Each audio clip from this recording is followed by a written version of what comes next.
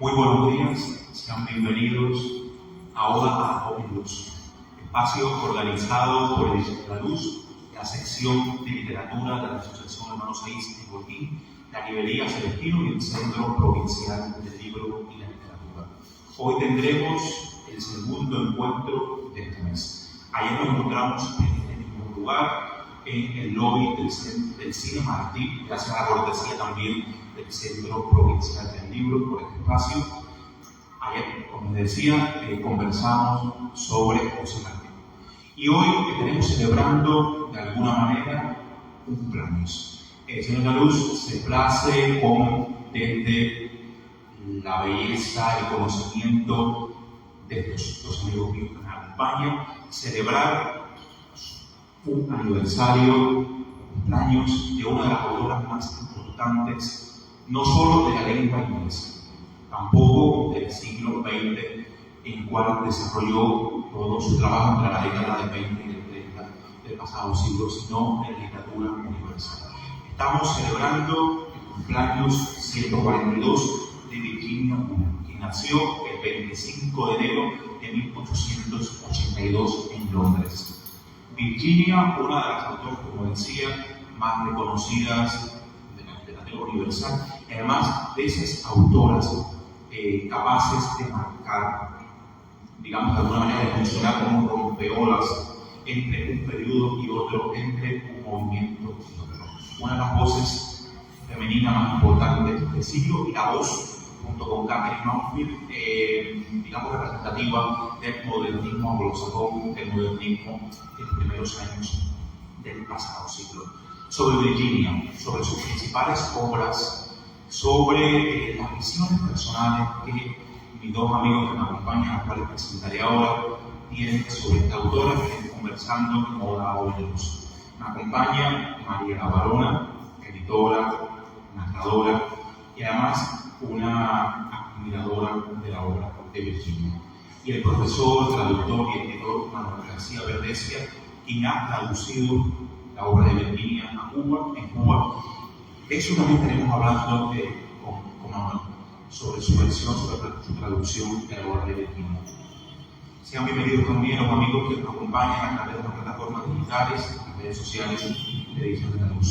Yo quiero comenzar este encuentro, este submeris cumpleaños ordinario y con bastante luz a Virginia Woolf, con Manuel García Verdesia, que nos comente sobre la autora, sobre su contexto histórico, los años en que se mueve la figura de Virginia Woolf y cómo la autora de las obras, de Pau, de Orlando, funcionó como esa especie de rompeolas, de figura femenina dentro de una generación comúnmente masculina, que cambió la panorámica, cambió la visión de narrar, cambió la manera en que se narraba en ese momento, con cuestiones técnicas y estilísticas que Manolo nos abordará. Así que doy la palabra a mi amigo y bienvenido nuevamente a Oda a Luz.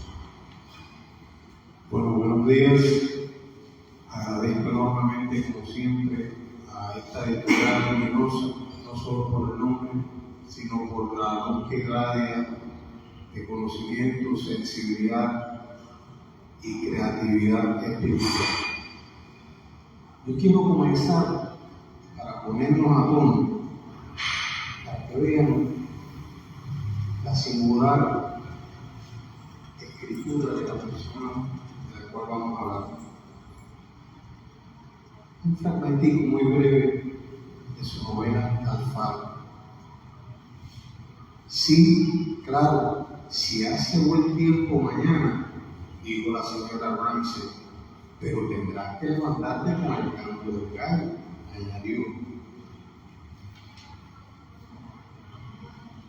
Pero, dijo su padre deteniéndose frente a la ventana de la sala, no habrá mucho tiempo, no habrá buen tiempo.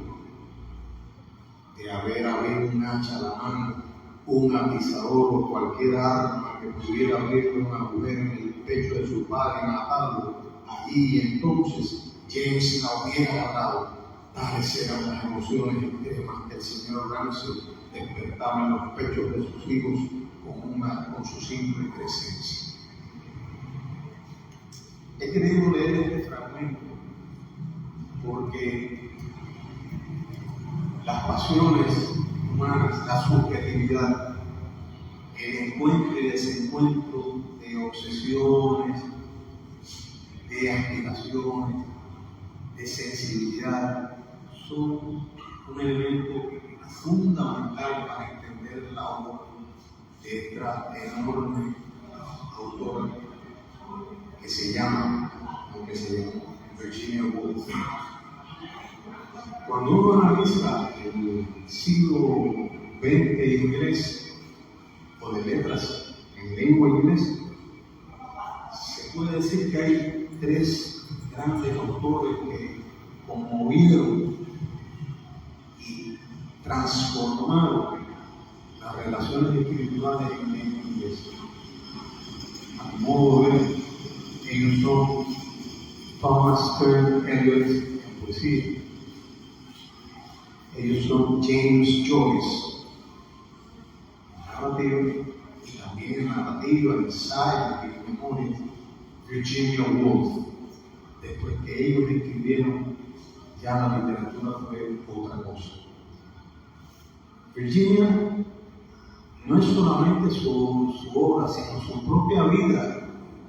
Es una cosa atractiva, es una rara flor en el mundo de las entreguerras, porque su vida transcurre entre los inicios del siglo, cuando nace en 1882, tiene 8 años cuando empieza el siglo, pero su vida fundamental, creativa, está entre los años marcados por el inicio del siglo y el inicio de la Segunda Guerra Mundial. Es la posguerra, pues la Primera Guerra Mundial la que va a un poco marcar las incidencias motivacionales, temáticas, asuntivas de la creación. Virginia es un ser realmente único, y leer su biografía es como leer una gran obra. Virginia nace de un padre, Sir Leopold Livy, que era ni más ni menos que un escritor, novelista, político. Su madre, que era el segundo matrimonio de este señor, de ascendencia india, ya cuando Virginia vino al mundo, tenía un hermano por parte de padre y 3 por parte de la madre. Esto lo cito no por decirlo simplemente como dato, sino porque esta situación de los medios hermanos va a tener una gran influencia en el desarrollo psicológico de la autora. Virginia, desde muy temprano, ella se educó en la casa, los padres le pusieron instructores y maestros privados porque eran gente de bien, de clase media alta, y le pusieron instructores y ella estudió en la casa y se crió junto con los hermanos. Pero desde muy temprano comenzó a tener crisis depresivas que terminaron en lo que se llama un trastorno bipolar, trastorno que a la larga sería el causante de su temprana y angustiosa muerte. Virginia empezó a escribir muy temprano, y en sus primeras novelas que todavía seguían el patrón de lo tradicional, pues siempre estuvo el elemento de la intersubjetividad, de la búsqueda de la interioridad de los seres humanos, etc. Su primera novela fue Fin de viaje, precisamente, que es de un viaje que hace alguien por Sudamérica, y en ese viaje no solamente está descubriendo el universo geográfico, sino está descubriendo el universo personal. Y esto es un aspecto principal para entender la literatura de Virginia. Virginia, en las novelas, las memorias, los cuentos, ensayos de Virginia, más importante que sus historias, y las historias son importantes, es el tratamiento del ser humano, de su subjetividad. Su estilo es un estilo bastante que cambia, sobre todo a partir de su novela El cuarto de Jacob. El cuarto de Jacob, que es una novela muy interesante porque es la vida de Jacob, un joven que ha estado en la guerra, y varias mujeres que han tenido relación con él empiezan a contar y a contarnos cómo es Jacob por fuera y por dentro, a través de sus apreciaciones. Por eso les digo que siempre la subjetividad es fundamental. Y hay una cuestión que es real. Solo conocemos al mundo a través de lo que vemos y pensamos.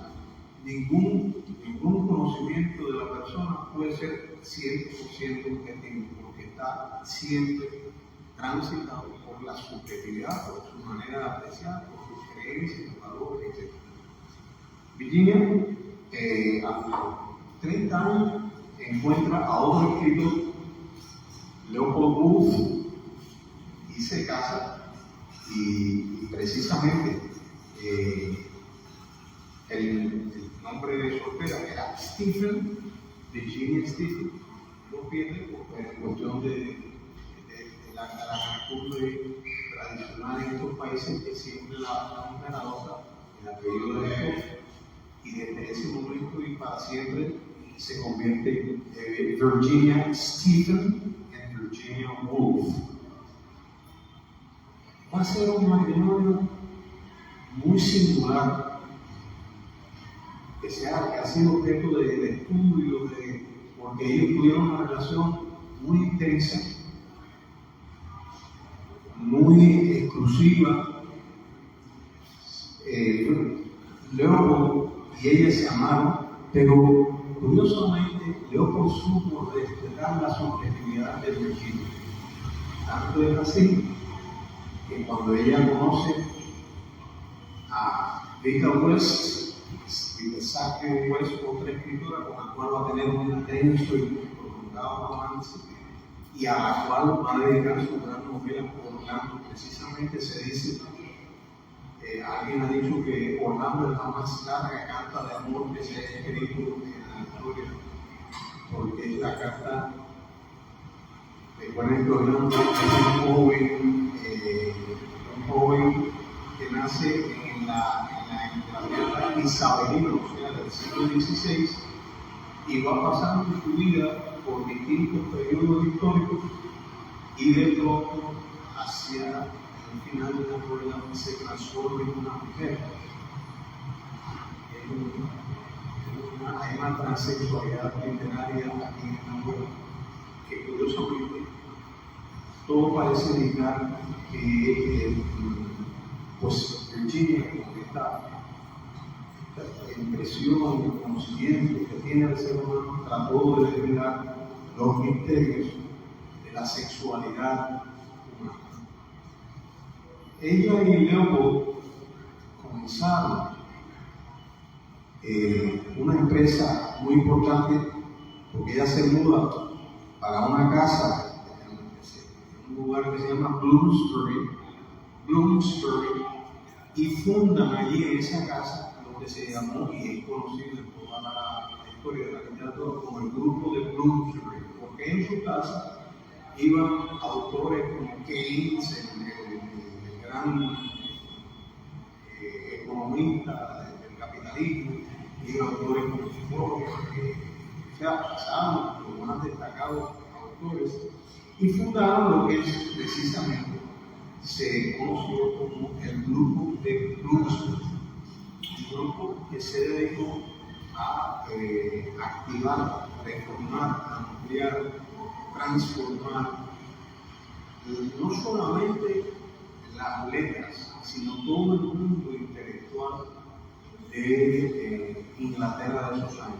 Empezaron a dar una visión y un pensamiento de la humanidad mucho más amplio, porque ya le digo que había desde economistas hasta filósofos de la lengua y la letra, como Wittgenstein, el famoso filósofo alemán, y autores como Foster, el de Pasaje a la India, muy importantísimo.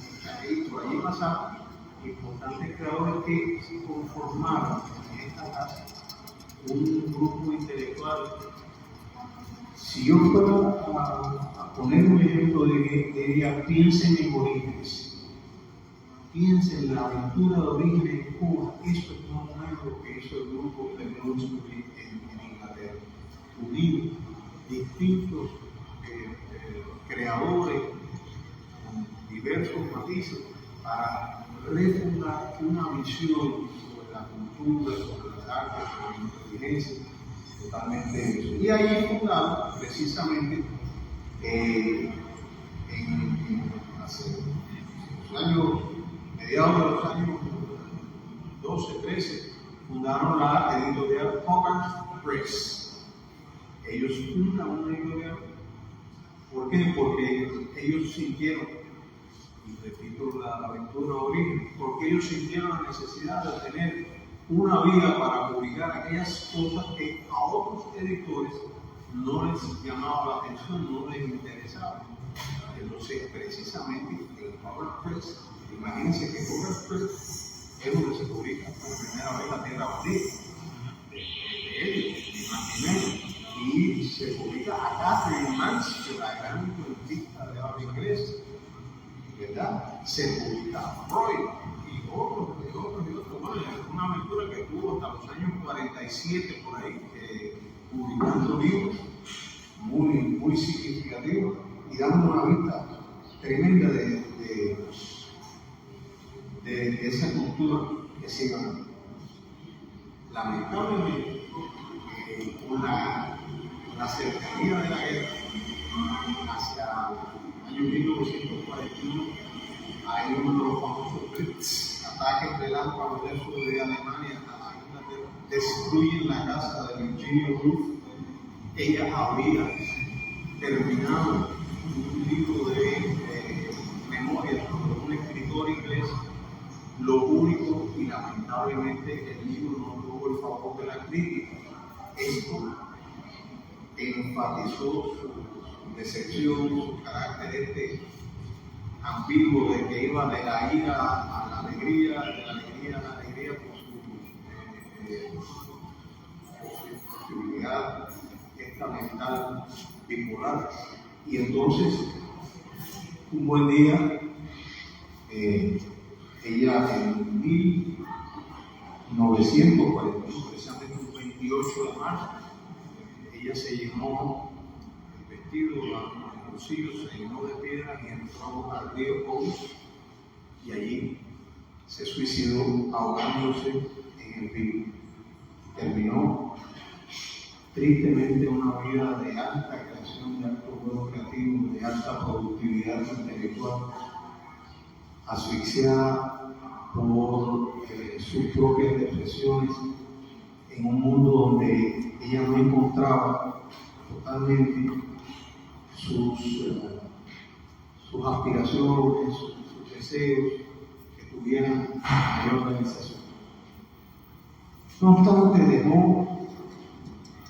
a pesar de una muerte joven y angustiosa, dejó obras fundamentales. Ya les he mencionado precisamente el cuarto de Jacob, o el cuarto de Jacob, podría decirse en inglés, donde se da la visión de un hombre a través de las relaciones que ha tenido con distintas mujeres. Escribe la señora Dowling, no voy a poner esto porque mi compañera lo va a hacer, una interesantísima novela que transcurre en un día, que curiosamente es igual que Ulises de Joyce, transcurre en un día en la preparación de una fiesta, con todo ese transcurso está el lleva y trae de las personas, sus pensamientos, sus sentimientos, lo que cada cual piensa del otro. Es muy interesante.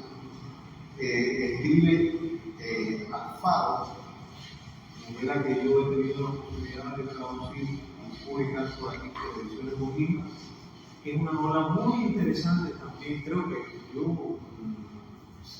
Si a mí me dieran a escoger, creo que las tres grandes obras de ella son precisamente La Señora Halloween, Alfaro y Orlando. Creo que son tres grandes.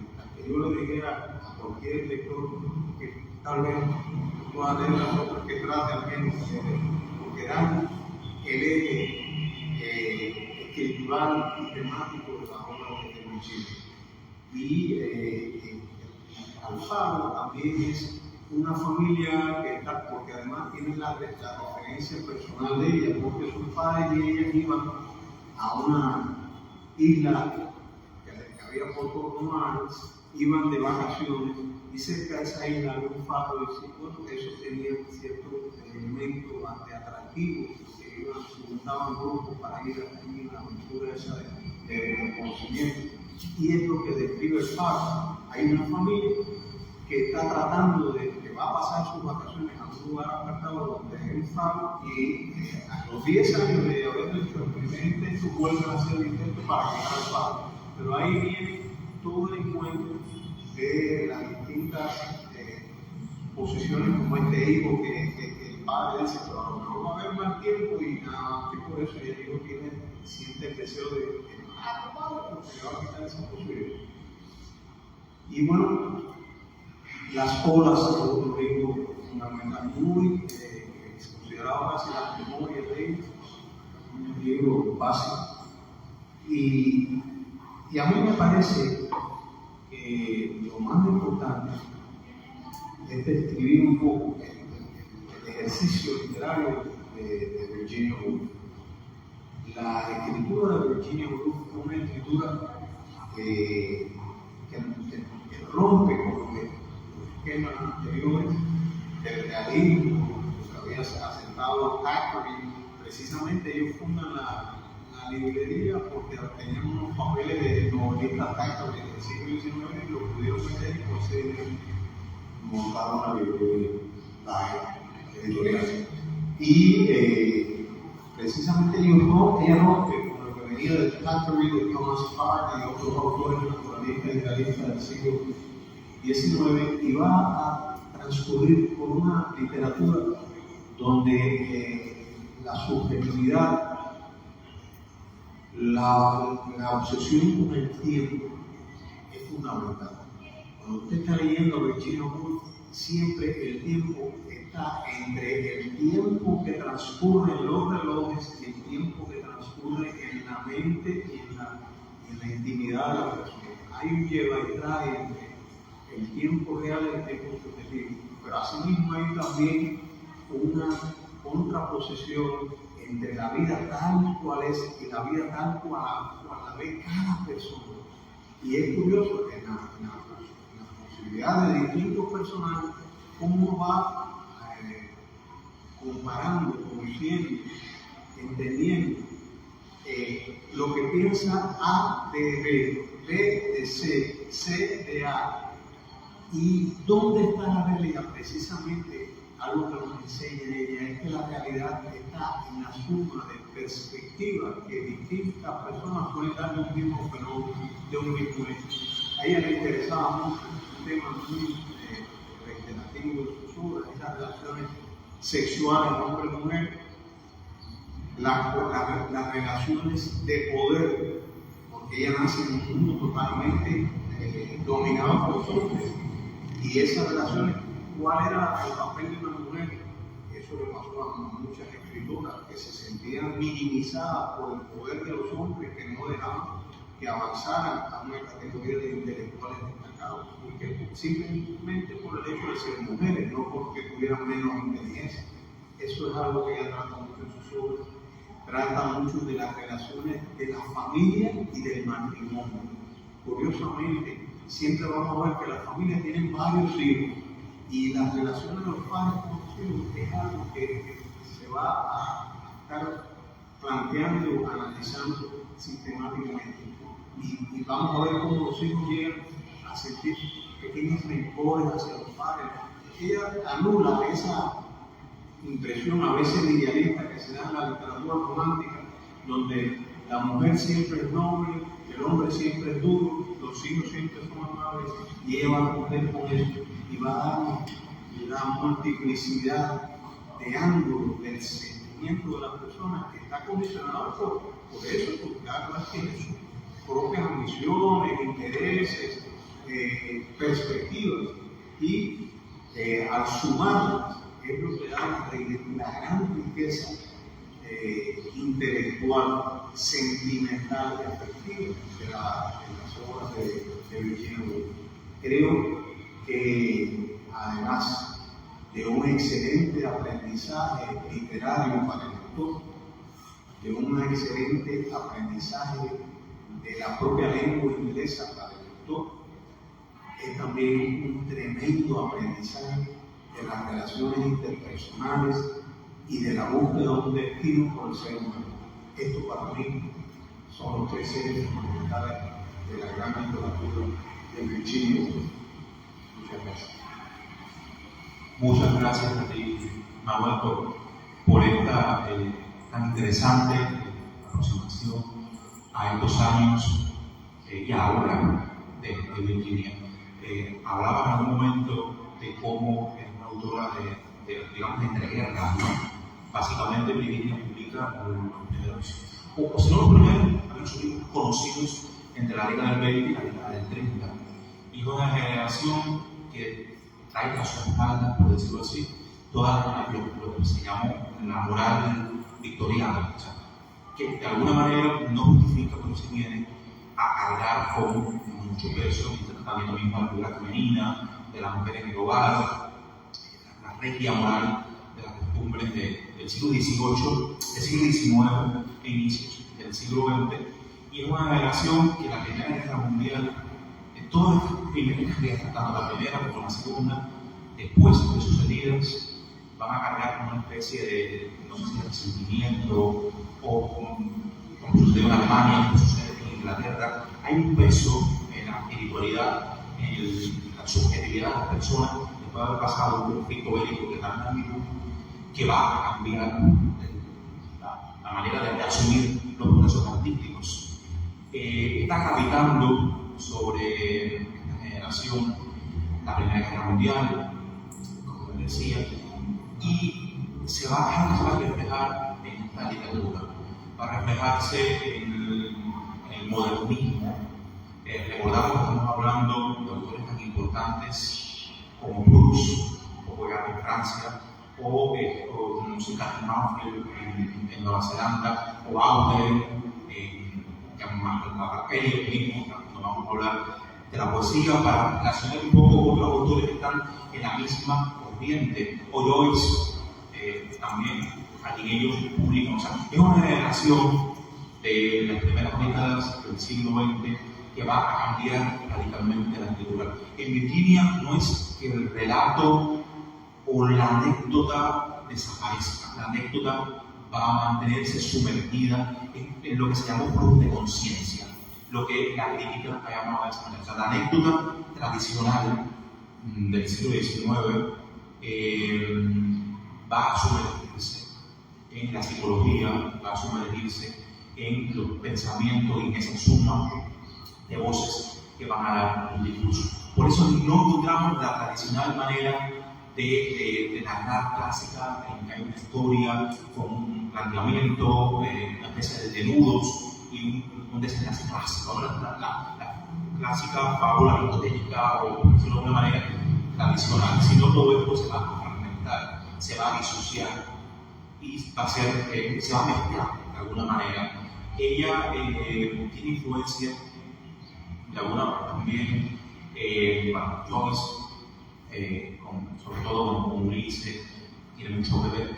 Y hay un autor, Henry James, que va a gravitar también en menor medida, que va a ser como una especie de, digamos, de elemento libre entre una generación y otra, de puente de unir el siglo XIX con el XX. Además, un novelista que está vinculado a su familia, está vinculado a esas tertulias familiares en su casa de Londres.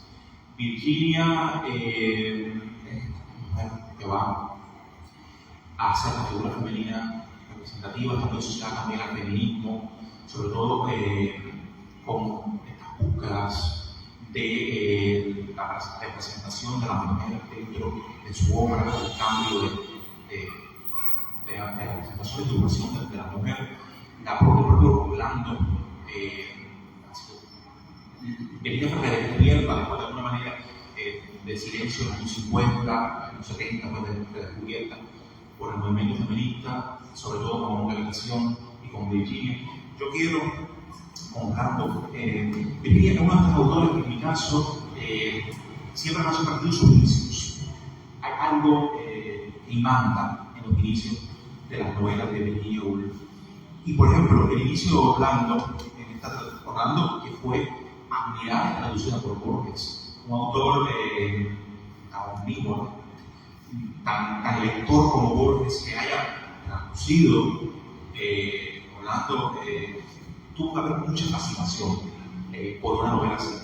Y Orlando comienza, porque no cabía duda de su sexo, aunque la moda de la época no pudiera disfrazarlo, estaba acometiendo la cabeza de un mono que vendía en las villas.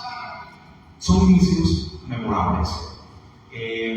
Orlando, como decía, mucho que ver con la vida de Vita, Vita amante, que yo también aristócrata de Londres, de los 20, de los 30. Es una de mis novelas favoritas de Virginia, y entre otras cosas, porque es capaz de construir el género biográfico. Muchos lo catalogan como una biografía, pero es una novela que parte incluso de recuerdos. Recordemos que el padre de Virginia había escrito biografías muy a lo tradicional inglés, o sea, dentro del canon de la biografía inglesa. Y Virginia es capaz de hacer transitar por 5 o 4 3 siglos, básicamente 3 siglos de historia inglesa, un personaje que comienza siendo comienza siendo hombre en la corte de Isabelina, la misma época de Shakespeare, de Teatro Globo, la misma época de John Donne, por ejemplo, el siglo isabelino. Y es un personaje que comienza siendo masculino, ahora que los disfraces de la época contribuyeron un poco esa androginia propia de 2 años. La representación también de la reina, ya Isabel, una señora bastante mayor en la novela. O sea, la versión cinematográfica es una anciana interpretada por un hombre, en un juego de intersexualidades, de signos, ¿no? Y es un personaje que va a tener una serie de aventuras, enredos, desenredos, y que estando en Estambul, siendo embajador, despierta, renovado, convertido en mujer.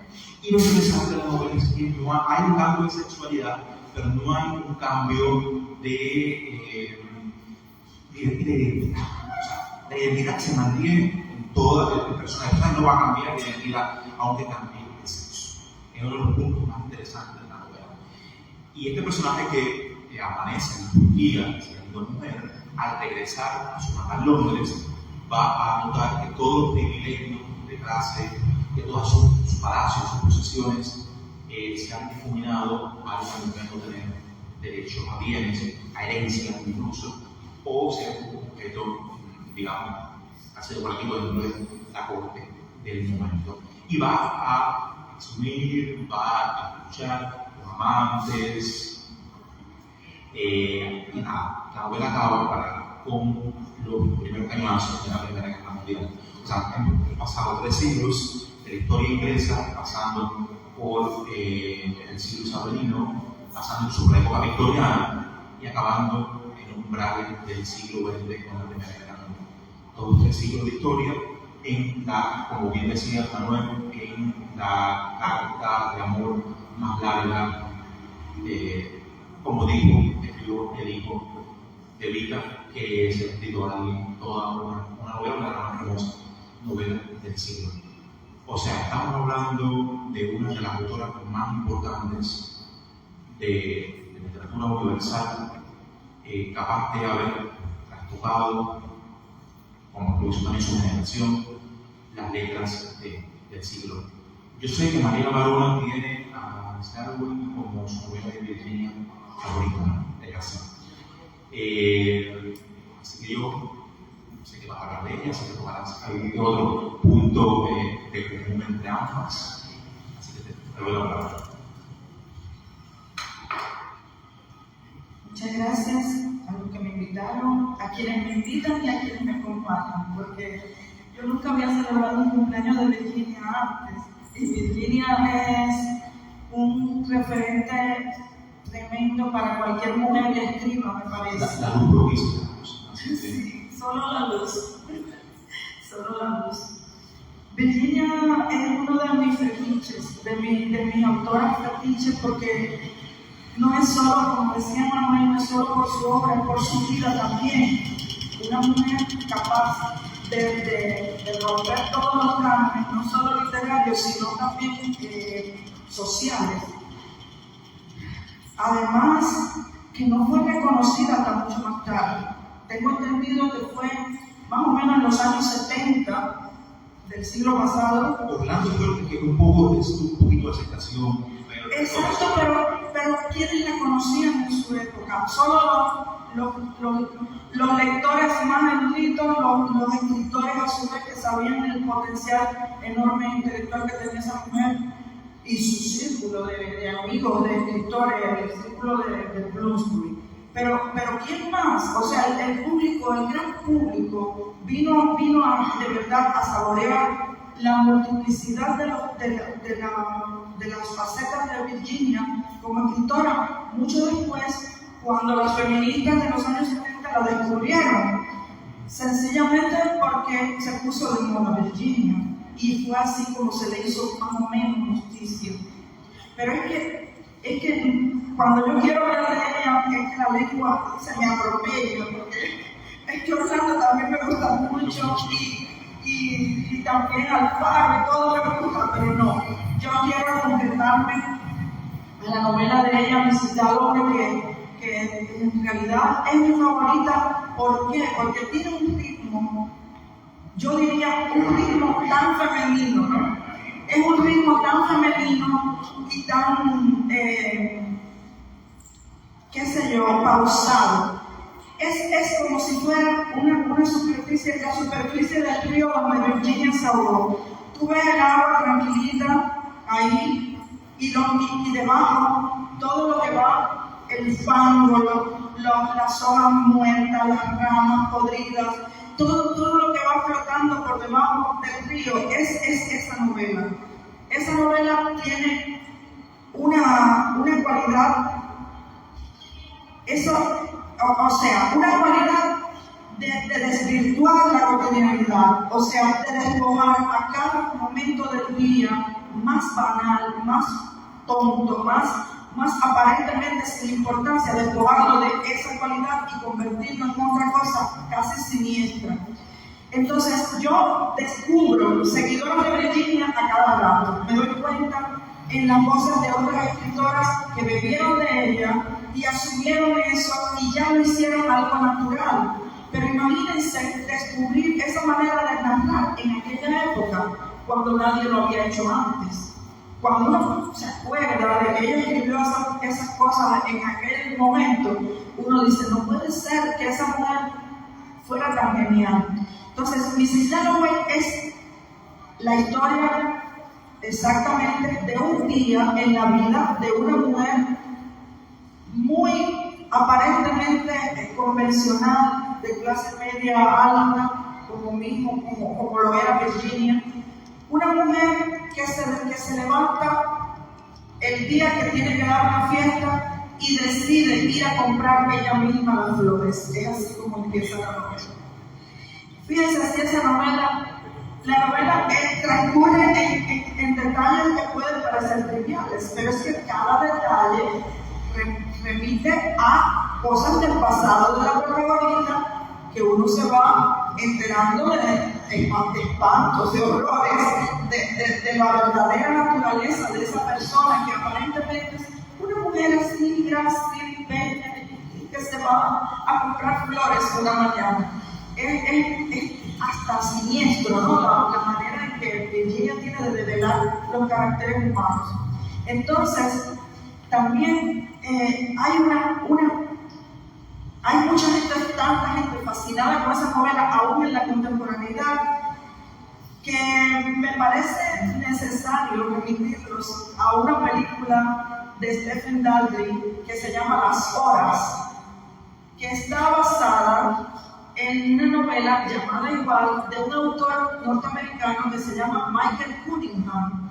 ¿Por qué les insisto en ver esto? Porque esa es la visión de un autor contemporáneo sobre Mrs. Dalloway, sobre Virginia Woolf, sobre todo lo que ella representó e hizo en su época y cómo eso viene a dar a nuestra contemporaneidad intacto, como si ella hubiera nacido antes del tiempo, como si ella se hubiera movido a la vez en todos los siglos posibles, como hizo su protagonista Orlando en la novela con el mismo título.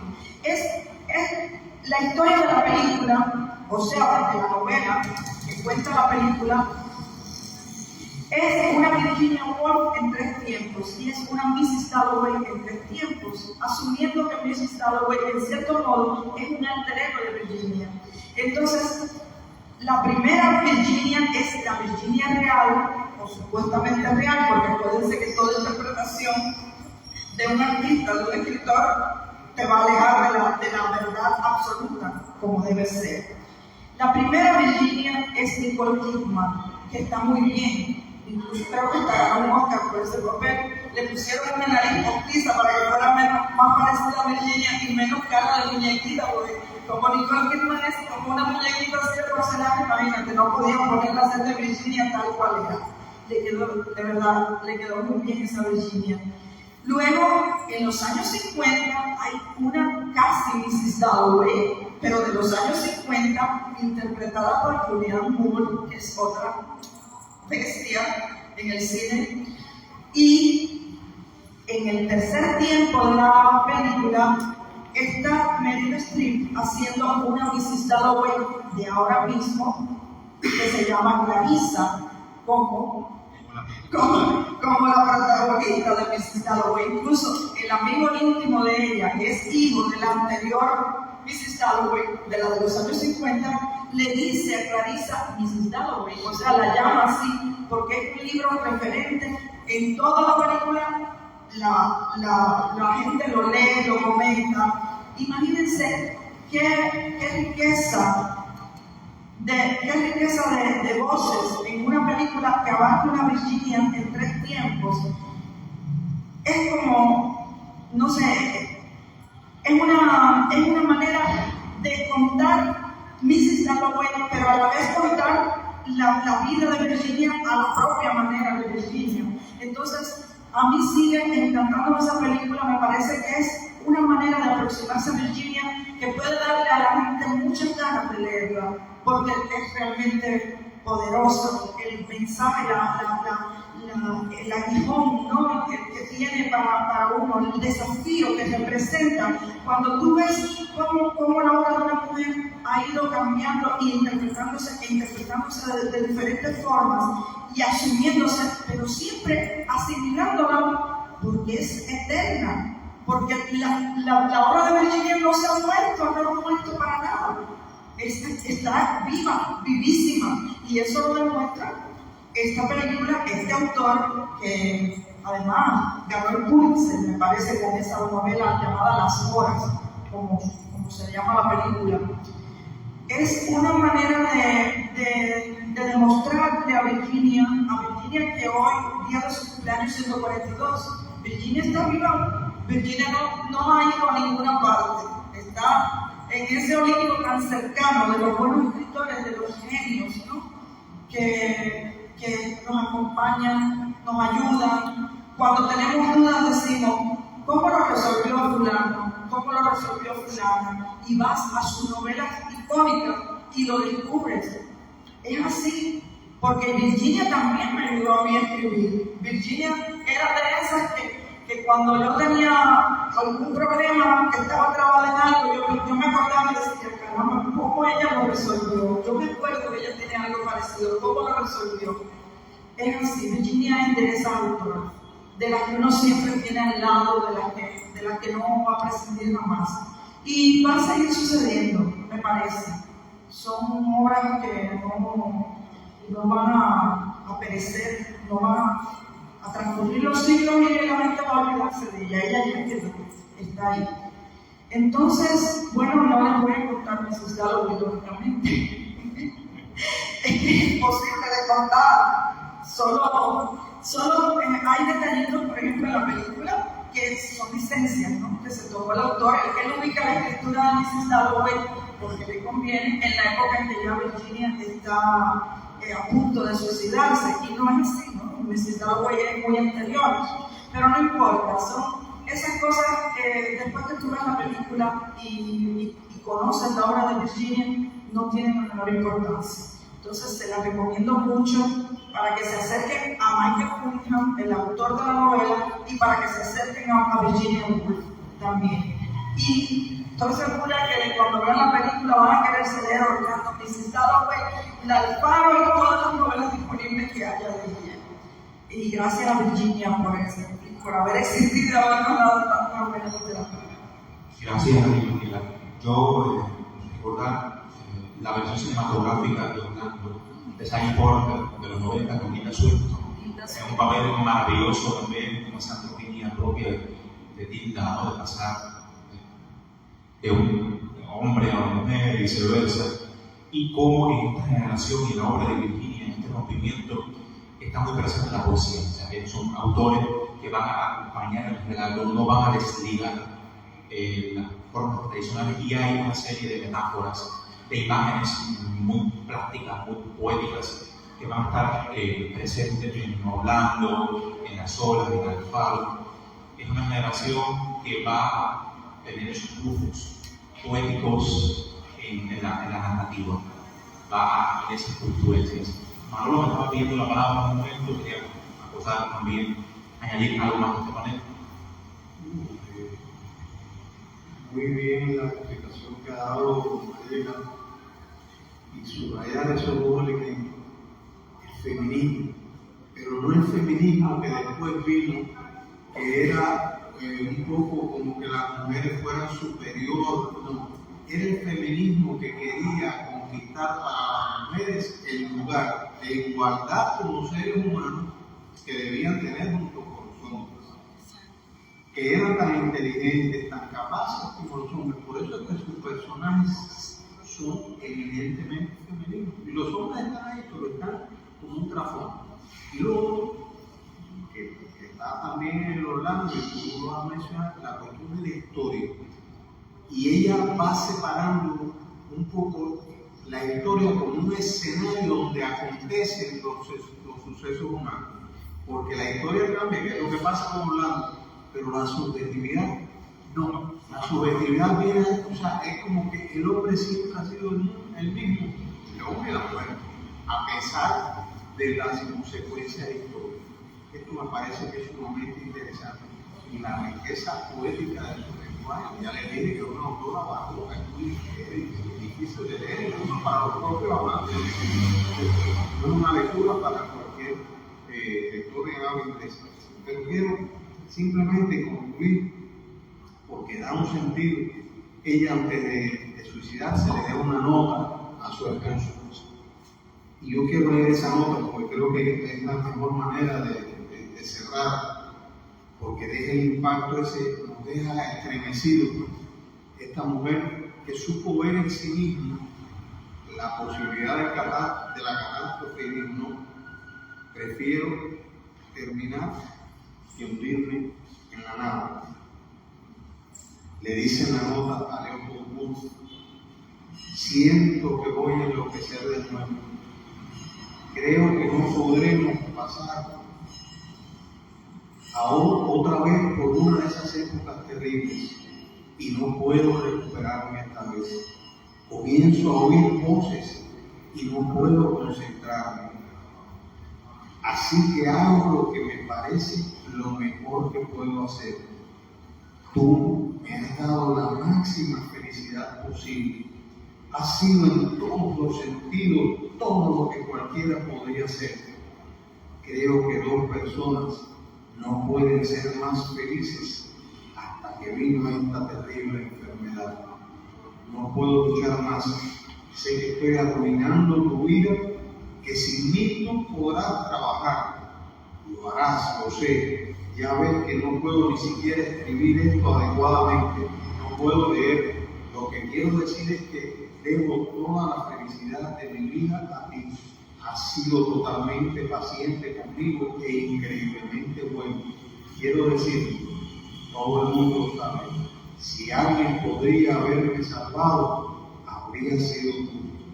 Todo lo que he perdido, excepto la certeza de concordar, no puedo seguir arruinando mi vida durante más tiempo.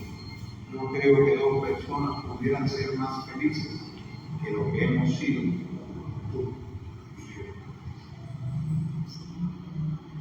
Fíjense que tremendo testamento vital, espiritual y de autoconocimiento de una persona que renunció a lo más importante por tal de no haber terminado eso que había sido una felicidad común, el declive de la enfermedad. Muchas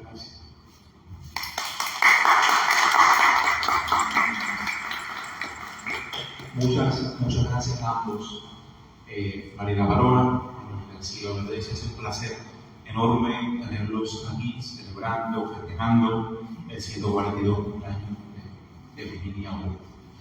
Yo también recomiendo, creo que Manolo aún se puede conseguir en librerías esta edición de Alfaro, la Quirolín y en otras cuantas librerías, me imagino que en el país. Esperemos en algún momento también tener la señora Galoy en Cuba, a literatura, o sea, otras maneras también de acercar, porque estos paneles, estos encuentros que hacemos en Ediciones La Luz también son formas, maneras de invitar a la cultura, sobre todo eso, estos autores que consideramos necesarios, autores imprescindibles y compañeros de viaje en las danzas espirituales de los seres humanos. Les agradezco a ambos tenerlos aquí, haber compartido esta mesa. Yo los invito además, mañana en este mismo espacio estaremos realizando en la Peña Punto de Cuba un homenaje a la apóstola José Martín en el aniversario 171 de su natalicio. Varios poetas amigos que estaremos leyendo poesía en homenaje a la apóstola. Así que mañana, en este mismo horario, sobre las 10 de la mañana, en el lobby del Cine Martín, volveremos a encontrarnos en Ediciones La Luz. Agradezco a los amigos que están detrás de las redes, de las plataformas digitales y nuevamente a mis dos amigos y compañeros de panel. Muchas gracias.